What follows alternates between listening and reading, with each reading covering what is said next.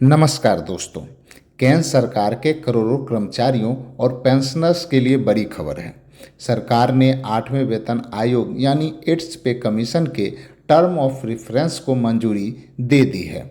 अब सवाल है कि यह टर्म ऑफ रेफरेंस क्या है, इससे कर्मचारियों को क्या फ़ायदा होगा और अब सैलरी बढ़ना तय हो गया है। आइए समझते हैं। सबसे पहले समझिए, टर्म ऑफ रेफरेंस वेतन बढ़ाने का आदेश नहीं है। इसे आप वेतन आयोग का सिलेबस समझिए। सरकार आयोग को बताती है कि किन मुद्दों पर अध्ययन करना है और किन विषयों पर रिपोर्ट देनी है। इस मंजूरी के बाद 8वें वेतन आयोग आधिकारिक रूप से वेतन, भत्तों, पेंशन और अन्य सेवा लाभों की समीक्षा करेगा। इस फैसले का असर लगभग 50 लाख केंद्रीय कर्मचारियों और 69 लाख पेंशनर्स पर पड़ेगा, यानी 1 करोड़ से ज़्यादा लोग सीधे प्रभावित होंगे।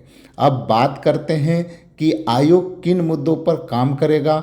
सबसे पहले कर्मचारियों की सैलरी स्ट्रक्चर की समीक्षा होगी।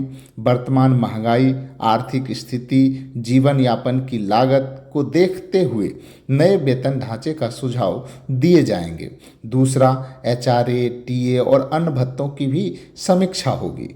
तीसरा, पेंशनर्स को भी राहत मिल सकती है क्योंकि आयोग पेंशन और फैमिली पेंशन दोनों की समीक्षा करेगा। अब सबसे बड़ा सवाल, क्या फिटमेंट फैक्टर तय हो गया है? तो जवाब है नहीं। सोशल मीडिया पर 2.863 या फिर 3.68 फिटमेंट फैक्टर की चर्चा हो रही है, लेकिन सरकार ने अभी कोई संख्या तय नहीं की है।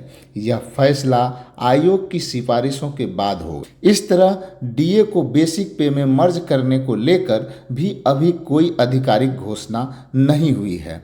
अब आगे क्या होगा?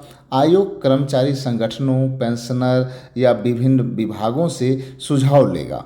इसके बाद एक विस्तृत रिपोर्ट तैयार कर सरकार को सौंपेगा। फिर सरकार तय करेगी कि कौन सा सिफारिशें लागू की जाए। तो दोस्तों, टर्म ऑफ रेफरेंस का मतलब यह नहीं है कि 8वें वेतन आयोग की प्रक्रिया अब तेज़ी से आगे बढ़ेगी, लेकिन अभी ना तो कोई सैलरी तय हुई है और ना ही फिटमेंट फैक्टर। इसीलिए सोशल मीडिया पर चल रही अफवाहों से बचिए और केवल आधिकारिक जानकारी पर भरोसा कीजिए। धन्यवाद।